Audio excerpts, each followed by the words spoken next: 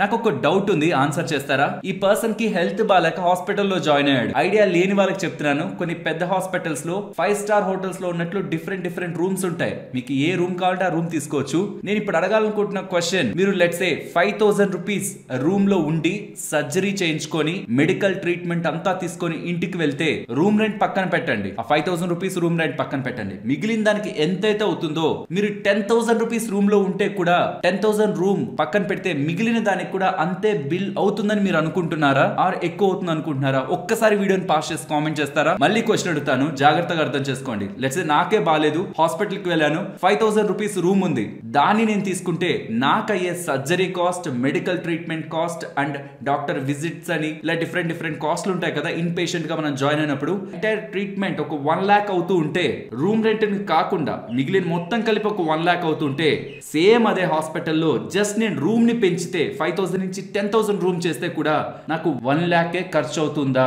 ఇది మీరు ఆన్సర్ చేయాలి. ఇది చాలా ఇంపార్టెంట్. ఈ బేసిక్ అవగాహన లేకుండా 5,000 నుంచి 10,000 రూమే కదా, మిగతా 5,000 నేను పెట్టేసుకుందాంలే, నేను ఇన్సూరెన్స్ గురించి మాట్లాడలేదు, ఇన్సూరెన్స్ కంపెనీ ఇస్తుందా వీదా అది పక్కన పెట్టేసేయండి. ట్రీట్మెంట్ కాస్ట్లు like surgery cost, doctor visit cost and మీకు వాడుతున్న వాటి రిలేటెడ్ గా మొత్తం మీకు యూజ్ చేస్తున్న వాటి ఎంటైర్ ట్రీట్మెంట్ ఇన్ పేషెంట్ గా ఉంటున్నప్పుడు వాటి కాస్ట్లు మారుతాయి అనుకుంటున్నారా, మారవనుకుంటున్నారా? 5,000 రూపాయల రూమ్ కి 10,000 రూపాయల రూమ్ కి ఒక్కసారి వీడియోని పాస్ చేసి కామెంట్ చేయండి. జస్ట్ మీరు ఇమాజిన్ చేసి కామెంట్ చేయండి. మారవు, సేమ్ హాస్పిటలే కదా, సేమ్ ట్రీట్మెంటే కదా, ఎందుకు మారుతుంది? మారవని.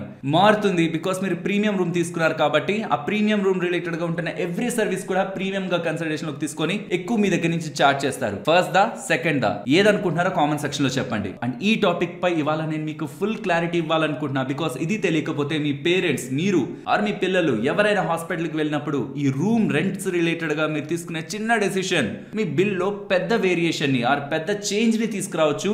అది మిమ్మల్ని ఫైనాన్షియల్ గా ఇంపాక్ట్ చేయొచ్చు. మళ్ళీ చెప్తున్నా, ఇన్సూరెన్స్ గురించి కాదు ఇక్కడ point. Insurance, room rent cap ఉంటది, అది ఉండడం వల్ల మిగతా అదంతా ఇంపాక్ట్ అవుతుంది, ఇది కాదు పాయింట్. వేరొక థీమ్ ఉంది, అది మీరు తెలుసుకోవాలి.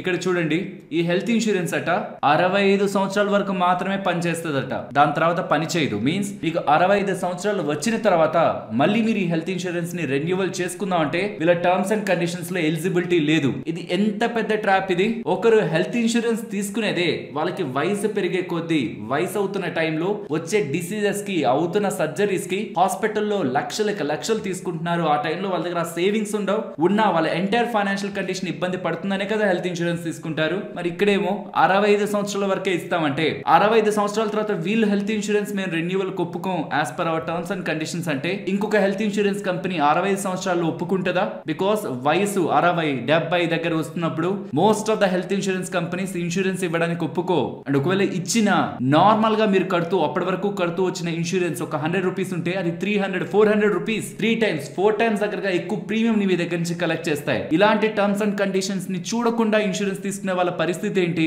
65 సంవత్సరాలప్పుడు రియలైజ్ అవ్వాలా మనం చేసింది తప్పు అని. వీటితో పాటు మెడికల్ ట్రీట్మెంట్స్ కోసం వెళ్తున్న వాళ్ళు, ఈవెన్ వితౌట్ హెల్త్ ఇన్సూరెన్స్ వెళ్తున్న వాళ్ళైనా, విత్ హెల్త్ ఇన్సూరెన్స్ వెళ్తున్న వాళ్ళైనా, ఎవరైనా గుర్తు పెట్టుకోవాల్సిన ఇంపార్టెంట్ సినారియోస్ ని, ఇంపార్టెంట్ పాయింట్స్ ని ఇవాళ వీడియోలో డిస్కస్ చేసుకుందాం. ఇవి మీకు తెలియలేదంటే insurance scam and medical scams లో మీరు భాగమైపోతారు. మీరు భారీగా నష్టపోవడానికి కూడా ఛాన్సెస్ ఉన్నాయి. జాగ్రత్తగా వీడియోని ఎక్కడ స్కిప్ చేయకుండా చూడండి. అండ్ ఈ వీడియో మీకు తెలిస్తే కాదు, మీ వాళ్ళకు కూడా తెలియాలనుకుంటే తప్పకుండా మీ వెల్ విషర్స్ కి, మీ ఫ్రెండ్స్, ఫ్యామిలీ మెంబర్స్ కి మొత్తానికి కూడా వీడియోని తప్పకుండా షేర్ చేయండి. ఇక వీడియోని స్టార్ట్ చేద్దాం. స్టార్ట్ చేసే ముందు చూస్తున్న ఏ పాయింట్ లో అయినా మేము పెట్టిన ఎఫర్ట్స్ మీకు యూనిక్ గా అండ్ ఇన్ఫర్మేటివ్ గా ఉంటే చాలా మంచిగా చెప్పారు, ఈ పాయింట్ నాకు ఇప్పటివరకు తెలియదు, మంచిదైంది ఇప్పుడు తెలుసుకున్నాను అని మీకు అనిపిస్తే ఏ పాయింట్ లో అయినా మేమన్ మా టీం మెంబర్స్ పెట్టిన ఎఫర్ట్స్ కి ఒక లైక్ చేయడానికి ప్రయత్నించండి.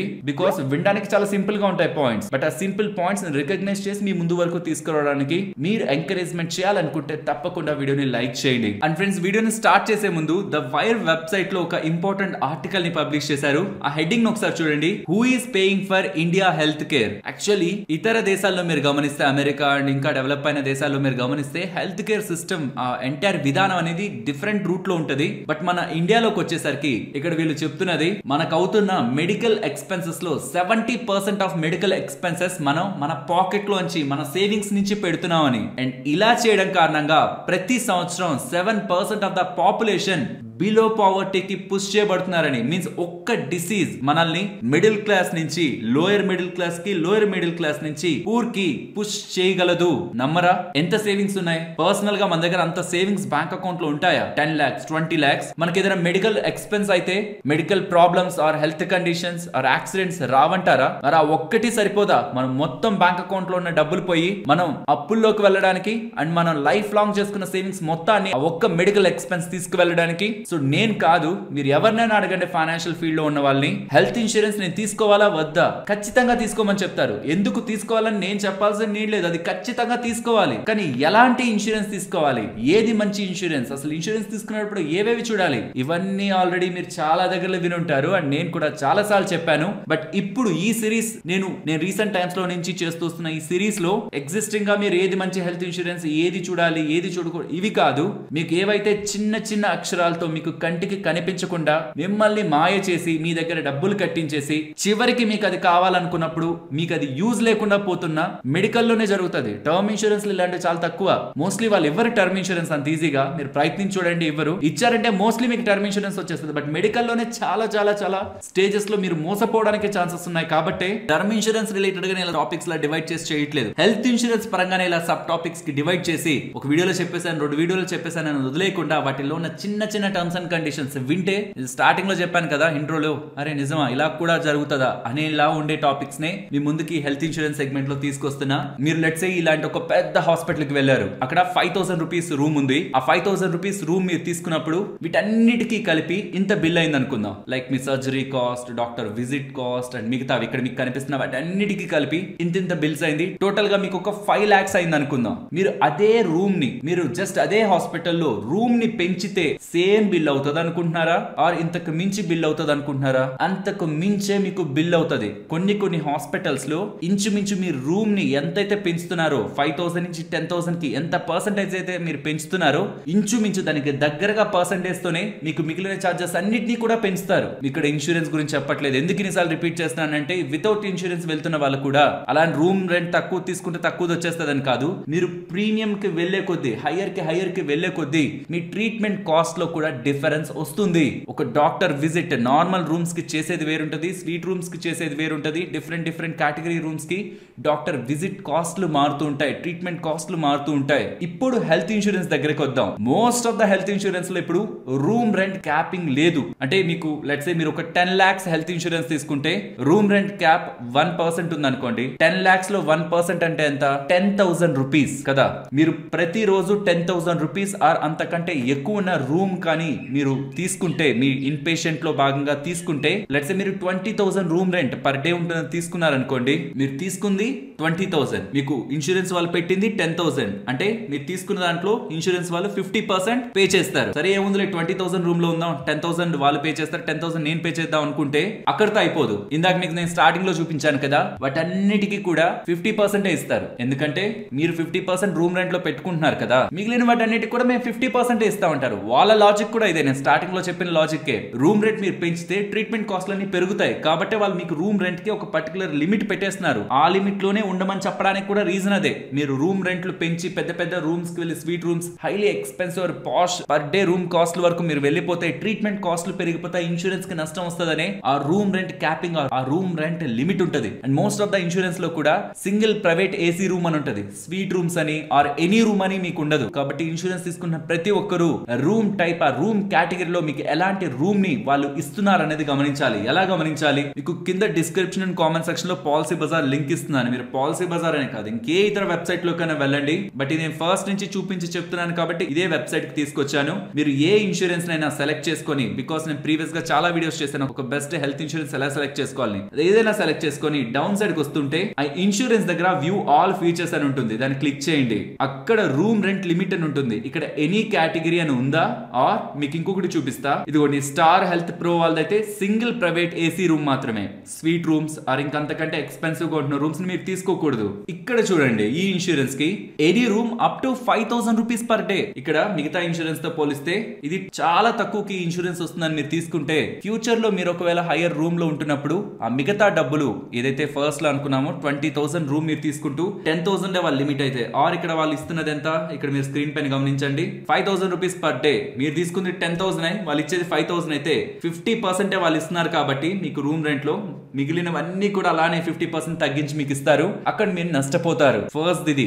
సెకండ్ ది, మీరు ఇన్సూరెన్స్ తీసుకున్నప్పుడు నేను స్టార్టింగ్ లో చెప్పాను కదా, ఇదే పాలసీ బజార్ కి రండి. మీరు మిగిలిన ఫీచర్స్ అన్ని మీరు కంపేర్ చేసుకోగలరు. Like network hospitals, cashless treatment కోసం నో క్లెయిమ్ బోనస్ అని, రీస్టోరేషన్ బెనిఫిట్స్ అని, సబ్ లిమిట్స్ అని, pre and post hospital expenses అని, ఇవన్నీ మనం ప్రీవియస్ గా మాట్లాడుకున్నాం. ఇవి బేసిక్ గా అందరికి రిపీటెడ్ గా వినిపిస్తున్నవే. అవి మీరు కంపేర్ చేసి చూసేసుకోగలరేమో. కానీ ఎగ్జాంపుల్ ఇక్కడ కేర్ ఇన్సూరెన్స్ ని తీసుకుందాం. అక్కడ వ్యూ ఆల్ ఫీచర్స్ ఉందా, అది క్లిక్ చేయండి. ఇక్కడ డౌన్ సైడ్ కి వెళ్ళండి. అక్కడ బ్రౌచర్ అని కనిపిస్తుందా, దాన్ని క్లిక్ చేయండి. అందులో కొంత మీరు స్క్రోల్ చేస్తే entry age minimum, entry age maximum అని ఉంటుంది. ప్లాన్ డీటెయిల్స్ లో ఏజ్ రిలేటెడ్ గా డేటా ఉంటది. మీకు లైఫ్ లాంగ్ వాళ్ళు ఇన్సూరెన్స్ ని ప్రొవైడ్ చేస్తారని చెప్తున్నారా, ఆర్ ఒక పర్టికులర్ ఏజ్ వరకే వాళ్ళు పాలసీని మీకు ఇస్తారంటున్నారా? ఇది చాలా ఇంపార్టెంట్. బికాస్ మీరు ఇన్సూరెన్స్ తీసేసుకున్న తర్వాత కడుతూ వెళ్ళారు. 65 సంవత్సరాల వరకు మీకు ఏ ప్రాబ్లం రాలేదు. 65 సంవత్సరాల తర్వాత వచ్చింది. అప్పటి వరకు మీరు కడుతున్న కంపెనీ అయితే మిమ్మల్ని ట్రాక్ చేస్తూ వచ్చింది. మీ వెయిటింగ్ పీరియడ్స్ అన్ని కంప్లీట్ అయి ఉంటాయి. ఎగ్జిస్టింగ్ ఉన్న మీ డిసీజెస్ అన్నిటికీ గ్రీన్ సిగ్నల్ ఉంటది. మీకు ఏ ప్రాబ్లం వచ్చినా ఫుల్ గా పే చేయడానికి హెల్త్ ఇన్సూరెన్స్ కంపెనీ రెడీగా ఉంటది. ఆ టైంలో నెక్స్ట్ మీరు రెన్యువల్ మేము ఒప్పుకోని వీళ్ళు అనేస్తే నెక్స్ట్ కొత్త కంపెనీ దగ్గరికి మీరు వెళ్ళారనుకోండి, మీరు ఎవరో వాళ్ళకి తెలియదు. అండ్ మీకు ఆ టైంలో వయసు అయి ఉంటుంది కాబట్టి జబ్బులు వచ్చుంటాయి. ఆ జబ్బుల్ని బట్టి ప్రీమియం ని భారీగా పెంచేస్తారు. అండ్ ఎగ్జిస్టింగ్ గా మీకున్న జబ్బులకి 3 సంవత్సరాలు 4 సంవత్సరాలు వెయిటింగ్ పీరియడ్ పెడతారు. 65 సంవత్సరాలు ఉన్నప్పుడు 3-4 సంవత్సరాలు వెయిటింగ్ పీరియడ్ ఎంత కీ రోల్ ప్లే చేస్తుంది. చాలా చాలా చాలా ఇంపార్టెంట్ ఇది. కాబట్టి ఏజ్ రిలేటెడ్ గా ఏమైనా రిస్ట్రిక్షన్స్ ఉన్నాయా అనేది 1-2 సార్లు చెక్ చేసుకోండి. లేదంటే మీరు కడుతూ వెళ్తూనే ఉంటారు. అవసరమైనప్పుడు మీకు ఆ హెల్త్ ఇన్సూరెన్స్ పని చేయదు. ఇది మీకు ప్రతి ఒక్క ఇన్సూరెన్స్ కంపెనీ యొక్క బ్రౌచర్ లో ఉంటది. మీరు ఇన్సూరెన్స్ తీసుకునేటప్పుడు వ్యూ ఆల్ ఫీచర్స్ ని క్లిక్ చేసి డౌన్ సైడ్ కి వస్తూ బ్రౌచర్ దగ్గరికి వెళ్ళారంటే మీకు ఈ డేటా కనిపిస్తుంది. తప్పకుండా చెక్ చేయండి. ఇవి రెండే నేను ఇవాళ వీడియోలో మీకు హైలైట్ చేసి చెప్పాలనుకున్నవి. మీ కంపెనీ ఆల్రెడీ మీకు ఇన్సూరెన్స్ ని పే చేస్తున్నా మీరు గుర్తుంచుకోవాల్సింది, కార్పొరేట్ ఇన్సూరెన్స్ ప్లాన్స్ ఎప్పుడు మీకు ఫుల్ సెక్యూరిటీని ఇవ్వవు. ఎందుకంటే మీరు ఏ కంపెనీలో అయితే పనిచేస్తున్నారో ఆ కంపెనీ ఎక్స్ అనే ఇన్సూరెన్స్ కంపెనీతో టైఅప్ అయింది అనుకోండి, మీరు ఆ కంపెనీలో పనిచేస్తున్నంత వరకు ఆ ఇన్సూరెన్స్ కంపెనీకి మీరు ఎవరో తెలుసు. మీ రిలేటెడ్ ఉన్న ఎగ్జిస్టింగ్ డిసీజెస్ అన్నిటికీ కూడా గ్రీన్ సిగ్నల్ అన్ని వచ్చేస్తుంటుంది. 3-4 ఇయర్స్ లో అన్ని వెయిటింగ్ పీరియడ్స్ కంప్లీట్ అయిపోయి ఉంటాయి. మీకు రెడీగా ఉంటుంది ఇన్సూరెన్స్. మీరు ఇంకొక కంపెనీకి మారారు, వాళ్ళెవరితో టైఅప్ అయి ఉంటారు, మళ్ళీ వాళ్ళ దగ్గర మీకు వెయిటింగ్ పీరియడ్ స్టార్ట్ అవుతుంది. అక్కడ ఇంకొక 2-3 సంవత్సరాలు 4 సంవత్సరాలు వెయిట్ చేయాల్సి వస్తుంది. ఇలా కంపెనీ టు కంపెనీ మీరు షిఫ్ట్ అవుతున్నప్పుడు వెయిటింగ్ పీరియడ్స్ మారుతాయి. మీరు ఇంపాక్ట్ అవ్వడానికి ఛాన్స్ ఉంటుంది. ఏదైనా పెద్ద జబ్బు వచ్చినప్పుడు ఆ కార్పొరేట్ ఇన్సూరెన్స్ మేబీ మీకు పనిచేయకపోవచ్చు. అండ్ ఇంకొక ఇంపార్టెంట్ ఆస్పెక్ట్, ఈ కార్పొరేట్ ఇన్సూరెన్స్ పరంగా వాళ్ళు ఇచ్చే కవర్ చాలా తక్కువ ఉంటుంది. 3 lakhs 5 lakhs. ఆ డబ్బులు మీకు ఒకవేళ ఏదైనా ప్రాబ్లం వచ్చి మీ ఇంట్లో వాళ్ళకి ప్రాబ్లం వస్తే ఆ డబ్బులు మీకు సరిపోతాయా అన్నది ఒకసారి చెక్ చేసుకోండి. Most of the corporate plans తక్కువ ఉంటాయి. దాంట్లో రిస్ట్రిక్షన్స్ ఉంటాయి, సబ్ లిమిట్స్ ఉంటాయి. ఒకసారి అవన్నీ ఒకసారి చెక్ చేయండి. నేనేమి మీకు కార్పొరేట్ ప్లాన్ ఉన్నా సరే హెల్త్ ఇన్సూరెన్స్ తీసుకోమని చెప్పట్లేదు. అసలు ఆ డేటాని చూడండి, దాంట్లో ఉన్న టర్మ్స్ అండ్ కండిషన్స్ ని చూడండి, అన్ని అనాలిసిస్ చేయండి. నాకు సరిపోతుంది ఆ ప్లాన్ అనుకుంటే ఓకే, లేదనుకుంటే డెఫినెట్లీ మీరు ఒక ప్రైవేట్ హెల్త్ ఇన్సూరెన్స్ ని తీసుకోండి. ఎందుకంటే ఒక పాయింట్ ఆఫ్ టైం కి మీరు కంపెనీ మారుతున్నప్పుడైనా ఆర్ అదే కంపెనీలో మీరు రిటైర్ కూడా అయిపోయారు అనుకుందాం, తర్వాత ఆ ఇన్సూరెన్స్ పనిచేయదు కదా, అక్కడ ఉండదు. ఆర్ సడన్ గా మిమ్మల్ని జాబ్ లోన్స్ తీసేశారు 40-45 ఇయర్స్ ఏజ్, ఆర్ మీరే రిజైన్ చేసి ఇంకొక దానికి వెళ్తున్నారు, ఆర్ ఏదైనా సర్టైన్ రీజన్ తో కంపెనీ నుంచి మీరు విడిపోయారు, ఈ ఇన్సూరెన్స్ కూడా మీకు పోతుంది. మళ్ళీ కొత్త ఇన్సూరెన్స్ ఆ ఏజ్ లో మనకి ఇస్తారా? ఏదో ఒక రీజన్ చెప్పి ఇన్సూరెన్స్ ఆపుతారు, ఆర్ ఎక్కువ డబ్బులు చార్జ్ చేస్తారు. కాబట్టి ఎప్పుడు సేఫ్ గా ఎంత తక్కువ కట్టినా పర్లేదు, ఎంత చిన్నది తీసుకున్నా పర్లేదు, ప్యారలల్ గా ఇంకొక హెల్త్ ఇన్సూరెన్స్ ఉంటే మీరు ఎప్పుడైనా సరే దాంట్లో పెంచుకోవచ్చు కదా మనీ. సో కాబట్టి ఎప్పుడు personal health insurance and personal term insurance must and should గా మనకు ఉండాలి. అండ్ అలాగే నా ఏజ్ ఎంత 23, 24, 27. ఇప్పుడు నాకేమైంది, నేను మంచిగా ఏజ్ అయ్యాక ఒక 40-50లో తీసుకుంటా హెల్త్ ఇన్సూరెన్స్ అనుకుంటే ఆ టైంలో మీరు ప్రయత్నించిన కొన్ని హెల్త్ ఇన్సూరెన్స్ కంపెనీస్ యాక్సెప్ట్ చేయవు. ఎందుకంటే ఈ లోపు ఏదో ఒక మనకి ప్రాబ్లం వచ్చి ఉంటుంది, హెల్త్ ప్రాబ్లం. నార్మల్ గా రూపాయి కట్టాల్సిన దగ్గర మన దగ్గర 5 రూపాయలు కలెక్ట్ చేద్దాం అనుకుంటే, అలా లేదు నేను ఇంతే కడతా అనుకుంటే కొన్ని హెల్త్ ఇన్సూరెన్స్ కంపెనీస్ మనకి ఇన్సూరెన్స్ ని కూడా ఇష్యూ చేయవు ఇఫ్ మన దగ్గర కొన్ని సీరియస్ ప్రాబ్లమ్స్ ఉంటాయి. And due to age impact, ఆ ఏజ్ అయ్యే కొద్ది కూడా కొన్ని ఇన్సూరెన్స్ కంపెనీస్ మనం రిస్క్ అనుకుంటే ఇన్సూరెన్స్ ని రిజెక్ట్ చేస్తాయి. కాబట్టి జాగ్రత్త పడండి. ముందుగా ఎంగేజ్ లో ఉంటున్నప్పుడే హెల్త్ ఇన్సూరెన్స్ తీసుకొని ఏజ్ అయ్యే నాటికి ఏ రోజైతే మనకి ప్రాబ్లం వస్తుందో ఆ రోజుకి హెల్త్ ఇన్సూరెన్స్ ని రెడీ పెట్టుకోవాలి. కానీ ఇన్స్టెంట్ ఫుడ్ లా ఆ రోజు హెల్త్ ఇన్సూరెన్స్ తీసుకుంటే మనకి పని చేయదు. వెయిటింగ్ పీరియడ్ అని ఒక కాన్సెప్ట్ ఉంటుంది, లాస్ట్ వీడియోలో చెప్పాను. నెగ్లెక్ట్ చేయొద్దు. తప్పకుండా ఈ రోజు ఒక మంచి హెల్త్ ఇన్సూరెన్స్ తీసుకోండి. ఎలా తీసుకోవాలని వీడియోస్ లో ఎక్స్ప్లెయిన్ చేశాను. కంపేర్ చేసుకోవడానికి మీకు డిస్క్రిప్షన్ కామెంట్ సెక్షన్ లో లింక్ ని క్లిక్ చేసి మీ డీటెయిల్స్, ఇక్కడ అబద్ధం చెప్పొద్దు, మీ డీటెయిల్స్ ని ఫిల్ చేసి ఫస్ట్ అయితే చెక్ చేయండి మీకు ఎంత పడుతుంది ఇన్సూరెన్స్ కని. మీరు ఆల్రెడీ సంపాదిస్తూ ఇప్పటికే మీరు ఇన్సూరెన్స్ తీసుకోకపోతే ఇప్పటికే మీరు తప్పు చేసినట్లు. క్లిక్ చేసి ఫస్ట్ చూడండి, నేను తీసుకోమన్నట్లేదు, చూడండి, చెక్ చేయండి మీకు ఎన్ని లక్షల హెల్త్ ఇన్సూరెన్స్ కి మిమ్మల్ని ఎంత అడుగుతున్నారో చూడండి. ఒక్కసారి ఆలోచించండి. అలాంటి ఒక కండిషన్ వచ్చి అన్ని లక్షలు పెట్టాల్సి వచ్చేది, నెల ఇంత కడితే నేను సేఫ్ గా ఉంటాను కదా, నా సేవింగ్స్, నా ఫ్యామిలీ ఫ్యూచర్, నేను ఏది రిస్క్ లో పెట్టకుండా నెల ఇంత కడుతూ ఉంటే నాకు నా ఫ్యామిలీకి వచ్చే హెల్త్ ప్రాబ్లమ్స్ ఇది కాపాడుతుంది కదా అని మీకు ఒక లాజిక్ ఎక్కితే తప్పకుండా మీరు తీసుకోవాలా లేదా అనే డెసిషన్ మీ ఓన్ గా మీరు తీసుకుంటారు. ఆన్లైన్ లోనే మీరు సింపుల్ గా క్లిక్ చేసి ఆన్లైన్ లోనే తీసుకోవడానికి కావాల్సిన links description and comment section లో ఇస్తున్నాను. ఇక వీడియోలోకి వెళ్దాం. అండ్ అలాగే మీరు ఇన్సూరెన్స్ తీసుకుంటున్నప్పుడు మీకు కోపే అని కనిపిస్తుంది. ఇక్కడ చూడండి 100% పెయిడ్ బై ఇన్సూరర్ అని ఉంటుంది. అది మీరు సెలెక్ట్ చేసుకుంటే మీకు అయ్యే మొత్తం ఖర్చు, హాస్పిటల్ మొత్తం ఖర్చుని ఇన్సూరెన్స్ కంపెనీ భరిస్తుంది. లెట్స్ సే 20% కోపే ఉందంటే దాని అర్థం మీరు 20% కట్టాలి, 80% ఇన్సూరెన్స్ కంపెనీ పెడుతుంది. 50% కోపే మీరు 50 కట్టాలి, ఇన్సూరెన్స్ 50% ఆఫ్ యువర్ ట్రీట్మెంట్ కడుతుంది. సో మీకు ఎవరైనా ఇన్సూరెన్స్ కంపెనీ రిలేటెడ్ గా నేను మీకు ఆన్లైన్ లో కంటే చాలా తక్కువగా ఇప్పిస్తాను, పాలసీ నా దగ్గర తీసుకో అంటే కోపే ఏదైనా ఉందా చెక్ చేసుకోండి. కోపే ఉందంటే పాలసీ మీకు తక్కువ రేట్ కి వస్తున్నట్టే. కానీ అల్టిమేట్ గా మీరు హాస్పిటల్లో మీరు ఇంత కట్టండి అప్పుడే మేము ఇంత కడతామని ఇన్సూరెన్స్ వాళ్ళు అంటారు. అండ్ ప్రతిసారి మనం ఏదో పెద్ద జబ్బు వచ్చే హాస్పిటల్ కి వెళ్ళిపోం. డే కేర్ ట్రీట్మెంట్స్ కూడా మనకి important. So day care treatment అంటే 1 డే లో అయిపోయేవి. సో ఇవన్నీ కూడా డే కేర్ ట్రీట్మెంట్. ఈ ప్రాబ్లమ్స్ అన్ని డే కేర్ ట్రీట్మెంట్స్ లో వస్తాయి. అవి కూడా ఉందా లేదా మీ హెల్త్ ఇన్సూరెన్స్ లో అన్నది చెక్ చేసుకోండి. అండ్ రిమైనింగ్ వన్నీ మోస్ట్లీ మీకు ఈ వెయిటింగ్ పీరియడ్స్ గురించి వీటన్నిటి గురించి నేను లాస్ట్ వీడియోలో మాట్లాడాను. ఫ్రెండ్స్ నేను ప్రతి వీడియోలో కూడా ప్రీవియస్ వీడియోస్ లో డిస్కస్ చేసిన టాపిక్సే కాకుండా మిగతా టాపిక్స్ ని డీటెయిల్డ్ గా మాట్లాడదామనే ప్రయత్నిస్తున్నాను. కాబట్టి హెల్త్ ఇన్సూరెన్స్ పరంగా ఉంటున్న అన్ని వీడియోస్ ని మస్ట్ అండ్ షుడ్ గా వాచ్ చేయండి. మీకు మోస్ట్లీ ప్రతి వీడియోకి ఒక డిఫరెన్స్ ఉంటది. ఫస్ట్ వీడియోస్ లో మొత్తం మాట్లాడుకున్నాం, బట్ ఆ మొత్తంలో నుంచి కొన్ని టాపిక్స్ ఏవైతే మీరు డీటెయిల్డ్ గా తెలుసుకోవాలో అవి నేను స్టెప్ బై స్టెప్ ఇలా డివైడ్ చేస్తూ తీసుకొస్తున్నాను. ఇది ఇవాల్టి వీడియోలో నేను మీకు హెల్త్ ఇన్సూరెన్స్ పరంగా తెలియాలనుకున్న ఇంపార్టెంట్ పాయింట్స్. అండ్ మీరు పాలసీ బజార్ కి వచ్చి ఇన్సూరెన్స్ తీసుకునేటప్పుడు మాత్రం జస్ట్ నార్మల్ గా లైక్ ఎక్కడైనా మీకు కేర్ లో ఇంపార్టెంట్ ప్లాన్ అనిపించింది, ఎన్సిపి సూపర్ ప్రీమియం, దాని దగ్గర కంపేర్ పెట్టి ఇంకొక ఇన్సూరెన్స్ కంపెనీకి సంబంధించి ఏదైనా మంచి ప్లాన్ అనిపించింది అది కూడా కంపేర్ పెట్టి ఇక్కడ కంపేర్ నౌ క్లిక్ చేసి మీరు కంపేర్ చేసుకొని బై చేసేయడమే కాదు, మీరు బ్యాక్ వచ్చి అసలు మీరు ఫైనల్ గా సెలెక్ట్ చేసుకున్న ప్లాన్ ఉంటుంది కదా ఆ ప్లాన్ దగ్గర, ఇక్కడ అంటే కూడా చాలా ప్లాన్స్ మీకు కిందకు వస్తాయి కదా, ఆ ప్లాన్ దగ్గర వ్యూ ఆల్ ఫీచర్స్ దగ్గరకు వచ్చి పై నుంచి కింద వరకు ఫీచర్స్ దగ్గర ఉన్న ప్రతి ఒక్క దాన్ని ఈచ్ అండ్ ఎవ్రీ పాయింట్ ని వెరిఫై చేసుకోండి. ఫస్ట్ కొనేద్దు, బై చేయడమే ఉందండి, సింపుల్ క్లిక్ అయిపోద్ది. దాని తర్వాత బ్రౌచర్ ఉంటుంది, దాన్ని డౌన్లోడ్ చేసుకోండి. ఇది మీకు పెద్దగా ఉండదు, అంటే ఒక 100 పేజీలు 200 పేజీలు అట్లా ఉండదు. సింపుల్ గా ఒకే దాంట్లో మొత్తం ఇన్ఫర్మేషన్ మీకు ఇచ్చేస్తుంటారు. దాన్ని ఒకసారి స్టడీ చేయండి. డిఫరెంట్ ప్లాన్స్ కి కంపారిజన్ తో కూడా మీకు ఉంటే దాన్ని ఒకసారి స్టడీ చేయండి. మీకు ఇవేంటి టర్మ్స్ ఏంటి, ఈ ఫ్యూచర్స్ లో ఉన్న ప్రతి ఒక్క టర్మ్ ని అర్థం చేసుకోవాలనుకుంటే రీస్టోరేషన్ కానీ, రూమ్ రెంట్ లిమిట్ కానీ, రెన్యువల్ బోనస్ కానీ, క్యాష్లెస్ హాస్పిటల్స్, కోపే, ప్రీ హాస్పిటలైజేషన్ ఏంటి, పోస్ట్ హాస్పిటలైజేషన్ ఏంటి, వీటన్నిటి గురించి తెలుసుకోవాలనుకుంటే ఈ వీడియోస్ లో నేను క్లియర్ గా ఎక్స్ప్లెయిన్ చేశాను. బట్ ఫీచర్స్ అన్నిటిని కంప్లీట్ గా తెలుసుకున్న తర్వాతే హెల్త్ ఇన్సూరెన్స్ తీసుకోండి. లేదంటే అన్నెసరీగా మీరు తీసుకొని కూడా స్టార్టింగ్ లో చెప్పానా age impact, room rent impact, వీటన్నిటితో మీరు ఇబ్బంది పడతారు. ఐ హోప్ ఈ వీడియోలో మీకు చెప్పాలనుకున్న ఇంపార్టెంట్ పాయింట్స్ ని డిస్కస్ చేశానని. వీడియో మీకు వాల్యుబుల్ గా అనిపిస్తే తప్పకుండా లైక్ చేయండి. అండ్ ఇలా కంటెంట్ బాగుంది, ఫర్దర్ గా ఛానల్ ని సపోర్ట్ చేద్దాం అనుకుంటే మన ఛానల్ కి సంబంధించిన referral links description and comment section లో ఉంటాయి. డీమ్యాట్ అకౌంట్స్ పరంగా, ఇన్సూరెన్స్ పరంగా, క్రెడిట్ కార్డ్స్ పరంగా and zero balance bank accounts పరంగా అన్నిటి పరంగా ఉంటాయి. మీరు ఇది ఓపెన్ చేయండి, అది ఓపెన్ చేయండి అని మీకు చెప్పట్లేదు. మీకు అవసరం ఉండి ఏది ఓపెన్ చేద్దాం అనుకుంటున్నా త్రూ ఆ లింక్స్ ద్వారా వెళ్తే మన ఛానల్ కి కూడా బెనిఫిట్ ఉంటుంది. ఇలాంటి మరొక ఇంట్రెస్టింగ్ వీడియోతో నేను మళ్ళీ మీ ముందుకు వస్తాను. అంతవరకు టేక్ కేర్, జై హింద్.